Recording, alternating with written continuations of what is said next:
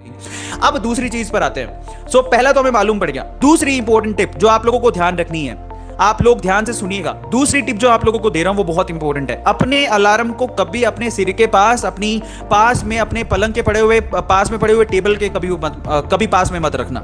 उसको डिस्टेंस पर रखो, जिसको बंद करने के लिए आपके माइंड को थोड़ा सा स्ट्रगल, आपको फिजिकली थोड़ा स्ट्रगल करना पड़े, चल के जाना पड़े, ताकि आप उठ जाओ आधी नींद से। समझिए, बहुत सारे लोग तो अपने बेड के पास ही रख लेते हैं, बाद में पता लगता है खच खच खच करके ऐसे धप बंद हो गया, अब तो अपन सोएंगे। सो ऐसा मत करो।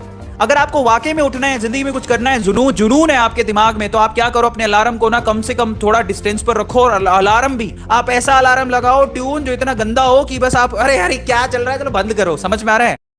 सबसे पहला सवाल ये कि भैया हम टाइम टेबल बनाते क्यों हैं, उसका मैं लॉजिक आपको क्लियर करता हूं कि टाइम टेबल बनाने से सबसे बड़ा फायदा क्या होता है।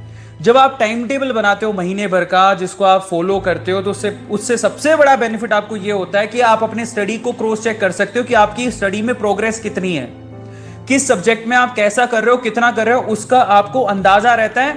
और एक्चुअली एक बायोलॉजिकल एक साइकिल बन जाती है, एक आपके माइंड भी प्रिपेयर होने लगता है कि मुझे इस साइकिल के साथ चलना है, जिससे वो क्या करता है कि धीरे धीरे, जैसे आप एक पर्टिकुलर टाइम पे सिर्फ फिजिक्स पढ़ रहे हो, एक पर्टिकुलर टाइम पे सिर्फ केमिस्ट्री पढ़ रहे हो, एक पर्टिकुलर टाइम पे सिर्फ बायो पढ़ रहे हो या केमिस्ट्री पढ़ रहे हो या फिर मैथ पढ़ रहे हो, तो माइंड को आदत हो जाती है, उसी पर्टिकुलर टाइम पे जाग जाता है और उसके कॉन्सेप्ट आपके दिमाग में आने लगते हैं। इसीलिए मैं आपसे कह रहा हूं कि एक पर्टिकुलर टाइम पे आप लोगों को टाइम टेबल को फॉलो करते हुए स्टडी करनी चाहिए, जिससे आपका माइंड, आपकी फिजिक आपको सपोर्ट करे। और ये बहुत ज्यादा इंपॉर्टेंट है।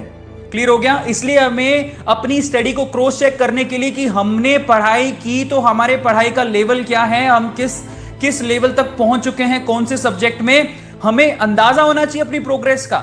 समझ में आता है? हमें अंदाजा होना चाहिए अपनी प्रोग्रेस का। इसीलिए टाइम टेबल बनाना बहुत ज्यादा जरूरी है।